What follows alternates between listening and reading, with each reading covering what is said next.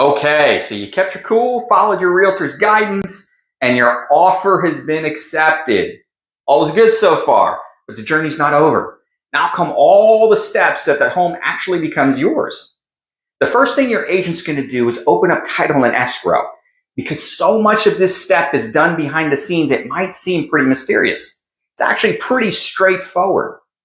Escrow is a safety net that protects the buyer, the seller, and the agents during the transaction.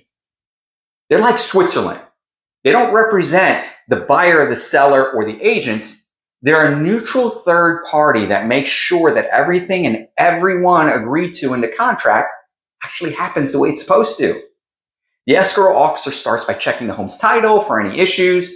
They make sure that the seller actually owns the home and can legally sell it to you. They hold your initial deposit. This is also known as an EMD. And they hold that in a trust account, right? They make sure that there aren't any liens on the property. They make sure everyone is doing what they're supposed to be doing according to the purchase agreement.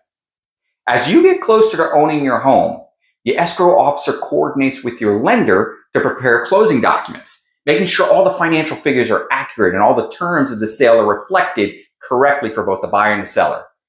In essence, escrow is there to ensure that everyone holds up their end of the deal and all agreements are honored and the transition of the property ownership is smooth and secure.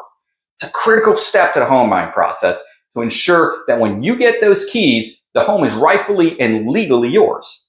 Now, while all of that is going on, you're having inspections done. Think of it like sending your home to the Mayo Clinic for a head-to-toe physical. You want to get a licensed inspector to check out everything. Roof, windows, foundation, electrical, plumbing, termites, the well and septic if the property has one. Your agent can tell you what inspections should be done and what's not necessary. A good agent is going to recommend that a home and termite inspection is always done by a licensed inspector. If they find anything that may be of a concern, they're going to advise you to look into a specialist to get further inspections done. You should also be aware of any other issues based on past experience with other homes in the area. While you're busy with inspections, the seller is going to be filling out all their disclosures on their end. Think of it like the seller telling you, here's what you need to know about this house before you decide to buy it. It's all about honesty and transparency. Every state is different in what they require, but disclosures can include things like, was there a death in the property?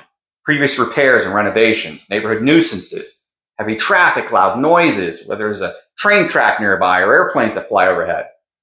There are also other types of disclosures the seller most likely won't know about. For example, natural hazard disclosures, HOA disclosures, registered sex offenders in the area, governmental disclosures, fire hazards, radon gas, so much stuff. Buyers and sellers, it's super important that they give you a heads up to what to expect in the house. It might be small things like a leaky faucet or bigger issues like an old roof that needs replacing. Having these disclosed helps you make an informed decision about buying that home. It might even give you some more negotiating power. And for the sellers being open and honest in disclosures, it helps ensure that the sale is going to go smoothly with fewer problems and disputes later on. Also, during this process, an appraiser, who's a neutral third party, is going to evaluate the home and let you know before you purchase what the value looks like. The bank is going to look at that very closely and tell you what kind of loan they're willing to give you based on that value. It's got to be equal or less than what the loan amount is for, or else they won't finance it. This happens, you may have other options like offering more as a deposit.